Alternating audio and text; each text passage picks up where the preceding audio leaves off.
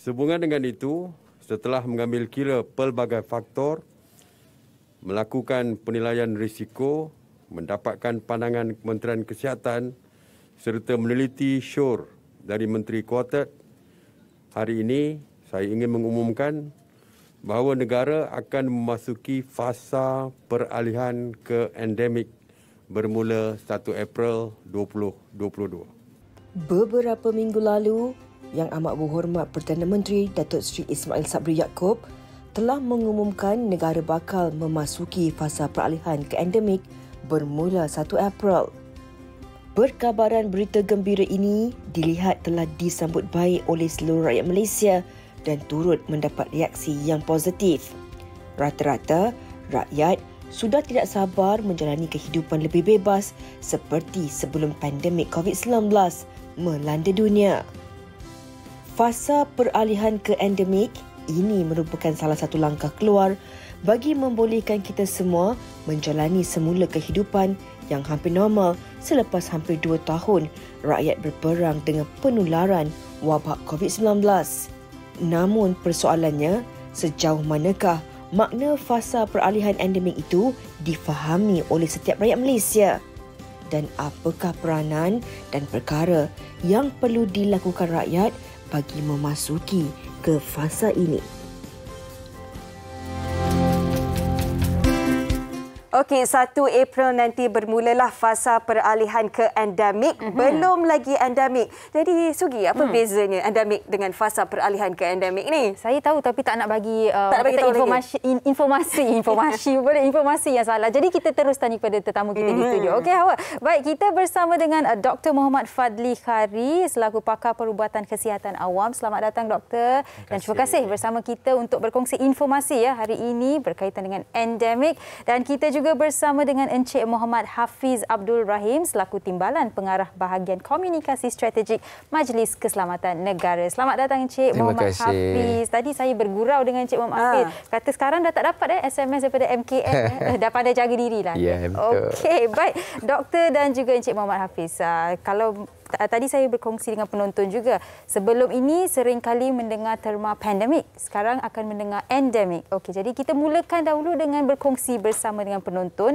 Apakah itu sebenarnya endemik? Apa yang sepatutnya kita faham mengenai endemik? Siapa nak kongsikan? Encik Muhammad Hafiz? Boleh. Okey. Secara mudahnya layman je, endemik penyakit tu ada lagi. Tetapi kadar jangkitan dia dan juga kita punya kemampuan untuk mengawalnya dalam keadaan stabil. Baik. Pendeknya itulah. Kalau saintifik dia mungkin ada. Doktor nak sampaikan. Kalau saya boleh tambahlah. Okey. Yang kita masukkan dengan endemik tu adalah apabila kita katakan penularan suatu penyakit tu dalam keadaan macam Cik Hafiz kata dalam keadaan yang terkawal ataupun dia hanya tertakluk kepada kawasan-kawasan tertentu. Kita katakan malaria itu endemik untuk suatu kawasan, maknanya malaria itu hanya tertumpu pada suatu kawasan. Dia tak menular ke satu tempat yang lain. Dan pada masa yang sama, kita katakan suatu penyakit itu endemik apabila suatu penyakit itu tidak menyebabkan beban kepada sistem kesihatan ke sebuah negara. So kalau kita katakan adakah COVID-19 ini endemik? Belum lagi sebenarnya. Sebab itu dinamakan kepada fasa peralihan ke endemik. Endemik itu hanya WHO yang declare. Sebab tu kita kerajaan sendiri meletakkan fasa peralihan ke endemik. Betul lah. Fasa endemik ni yang kita nantikan sebenarnya seolah-olah kita boleh bebas dari makan pelitup muka dan check in dan sebagainya kan. Dan rupa-rupanya untuk beralih ke fasa endemik betul-betul akan makan masa yang agak lama juga kan? Betul. Kalau boleh dikongsikan kenapa ambil masa begitu lama sekali? Adakah seperti tempoh percubaan? Dia bila kita katakan COVID-19 itu betul-betul endemik, dia mengambil masa mungkin berbulan-bulan atau bertahun-tahun. Yang pertamanya, kita perlu melihat kepada liputan vaksinasi di seluruh dunia. Hanya apabila kadar vaksinasi di seluruh dunia mencecah lebih daripada 60%, benda itu baru boleh mencegah munculnya mutasi baru. Sebab biasanya, dulu kita ingat COVID-19 dah nak settle lah, dah nak habis dah. Tapi apa yang menyebabkan penularan dia berlaku meningkat balik ada gelombang baru itu disebabkan oleh mutasi. Mutasi itu hanya tidak akan berlaku sekiranya kadar liputan vaksinasi seluruh dunia, maknanya termasuk negara-negara yang membangun, negara-negara mundur pun tinggi. So maknanya kalau tak ada mutasi baru, waktu itulah kita boleh lihat COVID-19 itu terkawal. Okey, baik, faham. Dan Encik Muhammad Hafiz, kalau kita lihat angka yang direkodkan, kalau kita lihat yang terkini melebihi 15,000 masih lagi. Ada yang masih lagi risau, ada yang dah macam sebati sebab dah hari-hari kita lihat angka ini kan, dah 2 tahun pun dalam norma ini. Dan mungkin ada yang berpendapat selepas ini dah endemik, kita dah bebas, lebih bebas lah kan. Tapi sebenarnya masih lagi ada prosedur-prosedur yang harus diikut. Betul. Jadi mungkin Encik Hafiz boleh kongsikan apa yang sebenarnya harus kita ikut. Garis panduan SOP selepas kita memasuki fasa peralihan endemik. Okey, untuk 1 April nanti, fasa peralihan, kita sebenarnya buat benda yang sama je. Cumanya yang membezakan, sepadan negara dibuka. Pelancongan dah dibolehkan pelancongan antarabangsa. Kemudian kalau kita ada aktiviti, ada program waktu kerana berjabat, boleh full capacity. Tetapi digalakkan untuk mematuhi panduan-panduan lain seperti pengudaraan, mask kena pakai selalu, penjarakan tu kena ada juga, dan juga yang paling penting tu, MySejahtera jangan ditinggalkan. Mas dengan MySejahtera tetap ada. Jadi semalam ada poster palsu menyatakan 1 April tak payah pakai mask, itu semua tidak benarlah. Kita kena pakai mask lagi. Kita dengar sendiri dari orang MKN ya. Mas dan juga MySejahtera anda adalah rakan sejati. Ya, betul. Dan lagi satu SOP yang dikongsikan juga kan, fasa peralihan ke endemik ni jumlah kapasiti tak perlu lagi 50%. Maksudnya akan lebih sikitlah orang di dalam satu kawasan tu, dewan untuk majlis perkahwinan misalnya. Jadi macam mana tu untuk penguatkuasaan, sebab masih lagi perlu jaga jarak fizikal kan, tetapi dalam keadaan yang ramai tak perlu lagi 50%, macam mana tu? Ya, sebab itu ada ditekankan kalau dalam keadaan yang sukar untuk membuat penjarakan, mask itu wajib. Pelitup muka itu wajib. Tetapi dia berbalik sekarang ni, peralihan ke fasa endemik ni adalah untuk kita menyediakan rakyat supaya bersedia sekiranya satu hari nanti diumumkan itu endemik. Sekarang peralihan baru, kita readykan public supaya faham apa nak buat, dan macam saya kata tadi, dia balik kepada public, pada masyarakat kita, kawalan kediri dan juga tanggungjawab dirilah. Kita mungkin tidak boleh jadi tentera, polis menjaga keselamatan, tapi kita ada peranan kita untuk menjaga keselamatan daripada penyakit ini. Faham. Kita jaga kita jugalah. Kita jaga juga, Steve. Okey. Dan doktor, bercakap mengenai pelitup muka, mask kan, mungkin ada juga yang tertanya-tanya. Saya dah pakai mask 2 tahun lebih ni. Sekarang ni fasa endemik ni, nak masuk fasa endemik ni, perlu saya pakai mask lagi? Jadi secara saintifiknya doktor, bagaimana pelitup muka itu membantu kita walaupun hampir semualah rakyat Malaysia sudah mendapatkan vaksinasi mereka kan. Jadi bagaimana pelitup muka ini membantu kita? Pelitup muka ni dia memang mengurangkan kadar risiko untuk kita mendapat jangkitan tu memang tinggilah. Bila seseorang tu, kalau kita bercakap sekarang, kalau seorang itu memakai pelitup muka, memang dia banyak menurunkan risiko kita untuk terdedah untuk penyakit. Kalau kita tengok setengah negara yang dah mula untuk melonggarkan pemakaian pelitup muka, tapi macam di Singapura misalnya, mereka dah melonggarkan pemakaian pelitup muka di outdoor.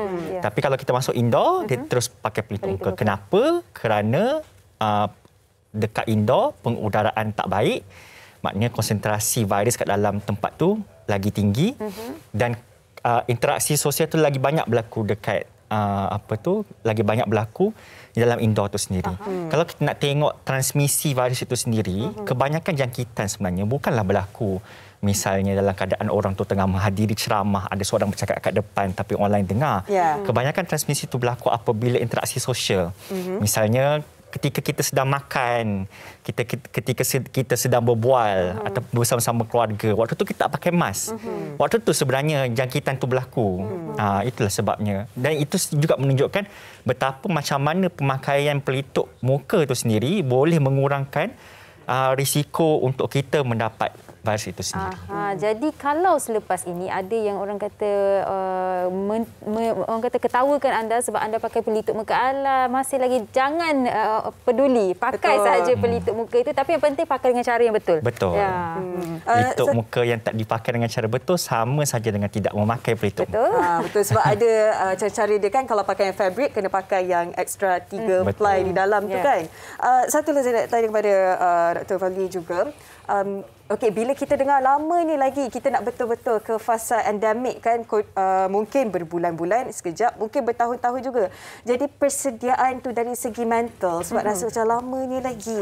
Jadi bagaimana untuk kita nak menyediakan masyarakat kita ni? Dari segi mental lah, kita pun selalu perkatakan tentang perkara ni. Kesihatan mental dalam menghadapi pandemik COVID-19, kita tengok ramai orang kehilangan pekerjaan ataupun tak dapat jumpa orang yang disayangi semua, misalnya disebabkan oleh sekatan-sekatan sebelum ni kan. Mungkin ini salah satu juga usaha daripada kerajaan sebenarnya fasa dalam keadaan endemik. Kita mula untuk buka balik sektor ekonomi supaya kita lebih banyak dapat buka ruang pekerjaan. Kebanyakan rakan-rakan saya daripada rakan-rakan psikiatris menekankanlah dalam menjaga kesihatan mental ketika pandemik ini. Kebanyakan kita katakan kepada komuniti fokus kepada benda yang dekat dengan kita, benda yang kita boleh kawal. Misalnya kita cakap kita tak mampu nak kawal berapa jumlah COVID yang ada kat negara ni. Kita tak tahu besok akan jadi 30,000 ke 20,000, kita tak mampu. Tapi apa yang kita mampu buat? Kita mampu buat apa yang ada pada diri kita sendiri. Kita mampu untuk mendapatkan booster. Kita mampu untuk pakai pelitup muka, kita mampu jaga ahli keluarga kita. Sekaligus kalau kita fokus kepada apa yang kita mampu buat, itu menjaga mental kita daripada kita rasa anxious, cemas terhadap benda yang kita tak mampu untuk kawal. Itulah yang biasanya kita beri nasihat kepada komuniti. Baik, dan selepas ni kita nak tanyakan lebih lanjut berkaitan dengan kanak-kanak yang akan bermula sekolah, warga tua dan juga kaum wanita. Tapi sebelum itu, apa kata kita dengarkan pendapat orang ramai berkaitan dengan topik kita pada hari ini. Sudahkah mereka bersedia untuk fasa peralihan endemik? Silakan.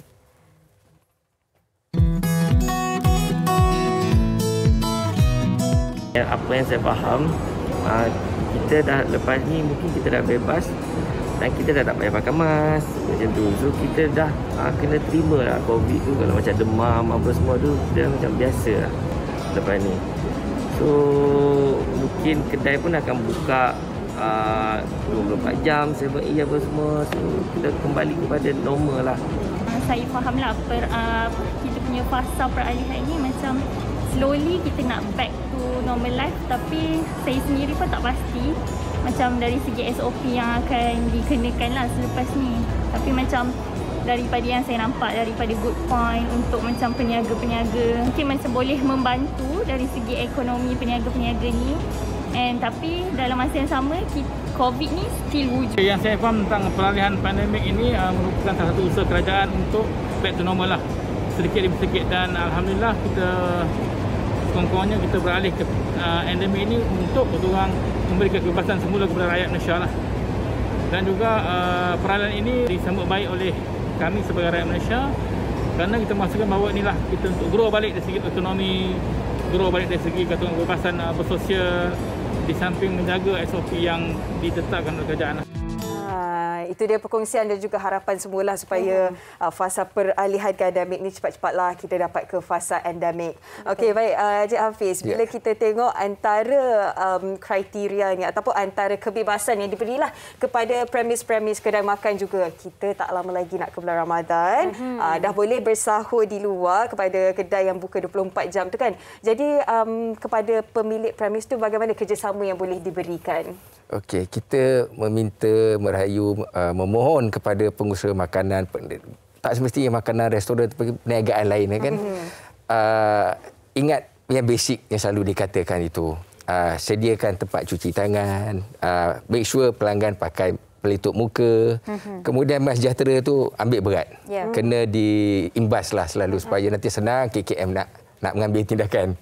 Kalau apa-apa jadilah. Yang itu je dulu. Tapi yang satu lagi kita kena bulan Ramadan kan, kena ingat kita diuji dulu. Sekarang sedikit demi sedikit kerajaan membuka peluang supaya yang macam tadi doktor dia kata mental health itu kan, orang tak boleh pergi kerja, orang tak boleh berniaga, orang tak boleh keluar. Sekarang inilah dibuka peluang itu sedikit demi sedikit dan gunakanlah ia dengan sebaiknya supaya tidak lagi ada meningkat angka COVID setiap hari itu. Okey, dan bercakap mengenai bulan Ramadan, kita juga harus bercakap mengenai persekolahan kanak-kanak, doktor. Tadi doktor dah kongsikan kalau dalam ruangan yang tertutup, kalau di Singapura mereka memakai pelitup muka, kalau di luar tidak. Tetapi di Malaysia ni, kanak-kanak yang akan ke sekolah, ibu bapa pasti akan risau, paranoid. Anakku ke sekolah macam mana keadaan, kalau balik apa yang harus dibuat. Kalau ibu bapa yang bekerja hantar anak-anak ke rumah pengasuh, itu lagi merisaukan kan. Jadi apa yang harus ibu bapa tahu? Kawalan kendiri untuk kanak-kanak itu. Satu, kita apabila kanak-kanak itu pergi ke sekolah, pastinya kita nakkan satu persekitaran sekolah tu satu persekitaran yang selamat. Kita tak mahulah sekolah tu yang menjadi punca berlakunya kluster kepada COVID itu sendiri. Betul. Sebab itulah kita letakkan daripada SOP, maknanya perlukan penjarakan. Apa tu, kanak-kanak tu perlu memakai pelitup muka. Apabila cikgu mengajar pun perlu memakai pelitup muka. Tapi satu perkara, tapi secara logiklah kita fikir sendiri. Kanak-kanak setakat manalah dia mampu untuk pakai pelitup muka. Kanak-kanak golongan ataupun generasi yang memang sentiasa suka nak bermain sesemua tu. Sebab ialah kanak-kanak dengan itu memang lumrah mereka. Sebab itu kita menggalakkan untuk semua kanak-kanak, ibu bapa untuk menghantar kanak-kanak mereka untuk mendapatkan vaksinasi. Sebab apabila kita berikan vaksinasi kepada kanak-kanak ini, dia dapat mengurangkan risiko mereka untuk mendapat jangkitan, mengurangkan risiko mereka untuk mendapat jangkitan COVID yang teruk. Maksudnya konsep tunggu dan lihat tu cukup-cukup lah. Dah boleh percaya dah boleh sila vaksinasikan anak anda ya. Okey, dan kita pun nak tahulah dari pihak MKN juga kan, untuk nak masuk ke fasa peralihan ke endemik ni, apa antara cabarannya agak-agak, dan ialah supaya bila kita faham kita nak cepat-cepat ke endemik, nak bebas segera, tapi kerjasama pun diperlukan juga dalam kalangan masyarakat kan. Okey, sebelum tu kalau saya boleh kongsi sedikit, kalau boleh diingat 2020, 2021, sekarang 2022, total SOP kita ada dalam 3,000 lebih. Sebenarnya Encik Hafiz, saya pun ada masanya saya confused. Sekarang kita menuju ke peralihan ni, kita akan satu SOP saja dan 9 panduan untuk rujukan semua. Dan untuk yang tak sabar atau berbimbang macam mana nak peralihan ni, kita balik kepada tanggungjawab sendiri. Betul. Selalu kita tunggu kerajaan apa nak buat. Sekarang kita kena bersama-sama kerajaan. Macam tadi kalau sekolah pun, kita boleh didik anak kita, tak payah tunggu cikgu cakap. Tahu dah sendiri nak buat penjarakan. Tahu dah sendiri kalau mas tu betulkan. Kita dah ajar anak kita saja supaya kita ready. Supaya bila rakyat atau masyarakat bersama-sama kerajaan, dia ada sifat terasa aku pun kena bertanggungjawab untuk mengawal COVID ni, insya-Allah pelaksanaan itu akan menjadi lebih mudah lah. Dan tadi Sugi pun ada cakap, dulu-dulu pun kita pun ada kekeliruan lah. Contohnya nak beriadah, boleh berapa orang, boleh ke tak, nak rentas sana-sini, macam mana keadaannya kan. Jadi mungkin kita nak fahamkan masyarakat kita juga, kalau nak tahu SOP untuk fasa peralihan ke endemik ini macam mana, di mana saluran yang paling mudah untuk kita nak tahu SOP yang dengan jelas sekali. Okey. Pertamanya boleh rujuk laman web MKN. Keduanya laman web KKM pun saya percaya ada. Dan juga saluran media sosial MKN, KKM pun ada. Dan juga saya percaya KKM dan MKN ada keluarkan infografi yang lebih mudah. Untuk senang disebarkan di WhatsApp. Instead of kita sebarkan berita palsu, kita sebarkanlah SOP sebenar, maklumat sebenar tentang peralihan ke fasa endemik. Jadi jangan percayai poster daripada sumber-sumber yang berlainan lah. Hanya daripada dua sumber ini yang sahih. Tapi kalau boleh saya tambah soalan Encik Hafiz. Ramai juga keliru. Lepas dah masuk fasa peralihan endemik ni, perlukah saya kuarantin? Macam mana proses kuarantin ni? Berapa hari? Mungkin boleh terangkan sedikit di sini. Ya, orang kita lah ya. Kalau sekarang dah boleh test sendiri di rumah. Kalau test positif atau negatif, declarelah di MySejahtera. Okey, kalau positif, ada peraturan senang di MySejahtera tu ada tulis duduk rumah buat apa, nak duduk di mana. Lepas ni dia akan update. Hari ni kita update, ada batuk lagi tak? Ada sesama ada, kita akan update dan sehinggalah kita negatif balik. Sekarang kalau macam dulu kena call KKM, kena tanya itu ini, sekarang hanya di apps MySejahtera saja kita boleh ada panduan di situ. Jadi gunakan MySejahtera. Jangan terpengaruh kata nak uninstall MySejahtera lah. Jangan sesekali buat benda macam tu. Kita gunakan, kita percayalah kepada KKM dan juga MKN. Kita ini berusaha untuk mengurangkan risiko sebaik-baiknya untuk seluruh negara. Okey, ingat MySejahtera itu rakan sejati anda. Jangan sesekali berpisah dengannya. Dan doktor, kalau di sini boleh doktor juga kongsikan, kalau dah buat ujian kendiri sendiri di rumah, perlukah masih lagi perlukah mereka ke klinik untuk membuat PCR untuk dapat orang kata untuk betul-betul nak tahulah saya ni positif ke negatif. Kalau tak, orang kata dia masih lagi gelisah lah kan, tak percayai ujian ragu-ragu kendiri. lagi. Ragu-ragu. Tak perlu sebenarnya. Apabila kita, kalau seseorang tu dah memang dapat RTK dia dah positif, dia laporkan terus ke dalam MySejahtera, dia terus pengendaliannya terus seperti kes yang positif. Tak perlu sebenarnya mereka membazirkan duit sebenarnya pergi ke klinik swasta untuk mendapatkan PCR. Dah cukup saja dengan ujian kendiri kan. Dan doktor sendiri kan bekerja dalam sektor kesihatan, ada kebimbangan tertentu tak bila kita nak ke 1 April ni? Sebenarnya kami sama ada negara nak declare kita beralih ke ataupun tidak, kami tak bimbang yang itu. Yang kami lebih bimbang adalah kadar vaksinasi itu sendiri. Sebabnya kita lihat saban hari mereka yang masuk ke ICU, mereka yang dapat COVID yang teruk adalah di kalangan mereka yang tidak mengambil booster vaksinasi itu sendiri. Itu yang kami risau sebenarnya. Dan kita menyambut baik sarana apabila meletakkan mereka warga emas yang tidak mengambil lagi booster untuk ditukar status tu, sebab ini boleh meningkatkan lagi kadar booster. Sebabnya saban hari kita punya imuniti yang kita dapat daripada vaksinasi daripada yang pertama dan yang kedua itu dia semakin menurun. Kita melihat mereka yang banyak masuk ke dalam hospital, mereka yang banyak masuk ke ICU adalah mereka yang tidak menerima booster. Kalau golongan ini ramai dan banyak, kadar booster itu rendah, maka ramailah mereka yang di ICU dan semakin bebanlah sistem kesihatan. Ini bukan untuk merisaukan anda, tapi untuk memberikan kesedaran kepada anda. Dan kalau boleh kita kongsikan komen-komen di Facebook. Cik T berkata, peralihan fasa endemik pun kita tetap kena waspada, jaga diri, biasakan norma baharu, lebih kepada penjagaan kesihatan, kebersihan diutamakan. Betul kan Cik Hafiz dan juga doktor? Sangat. Betul, tepat sekali. Tapi di sini doktor, ada satu mungkin situasi lah. Muhammad Fauzan, situasinya saya masih tidak mendapat suntikan vaksin COVID-19 kerana saya menghidap penyakit anxiety, penyakit gastrik dan tekanan darah tidak stabil. Jadi telah memohon sijil pengecualian vaksinasi COVID-19. Kalau situasi sebegini, doktor boleh terangkan ataupun Cik Muhammad Hafiz ingin terangkan? Biasanya kalau untuk pengecualian yang disebabkan oleh dia tak boleh mendapatkan suatu vaksin, biasanya kita berikan dengan sebab dia mempunyai penyakit-penyakit tertentu. Misalnya yang kita panggil sebagai anafilaksis. Kalau dia dapat vaksin tu, dia menyebabkan kadar alahan yang sangat teruk. So ini pengecualian. Ataupun mereka yang sedang dapat rawatan untuk kanser, rawatan aktif secara kanser. Sebarang pengecualian dia memerlukan seorang itu berjumpa dengan doktor pakar dan doktor pakar yang akan memberikan. So sekiranya saudara tersebut memerlukan pengecualian, jumpa kepada doktor pakar, kita akan nilai dan sekiranya betul boleh diberikan pengecualian, kita akan memberikan pengecualian. Ini termasuk warga emas ataupun warga tua yang ada penyakit kronik. Betul. Okey, baik. Dan kita kalau boleh nak masyarakat kita betul-betul patuh kepada SOP ni, dan sama-sama kita nak sampaikan mereka berita yang gembira juga untuk kita hidup seperti biasa, seperti tahun sebelum 2020 tu. Jadi kan bergerak ke hadapan, mungkin kalau Encik Hafiz boleh kongsikan apa antara kelonggaran yang lain akan diberikan kepada rakyat Malaysia? Kelonggaran yang paling best adalah sembahyang tak payah jarak dah. Tapi bergantung kepada pengumuman negeri. Bila kita tengok Selangor bagaimana Melaka ada, tapi tidaklah seperti dulu. Walau bagaimanapun mask kena pakai juga, MySejahtera kena scan juga. Itu yang paling yang ditunggulah dah lama orang kita ni kan. Dan yang lain-lain tadi dah sebut, meniaga ikut lesen. Kalau ada 24 jam pun tak ada masalah. Nak pergi melancong boleh, asalkan ikut peraturan-peraturannya.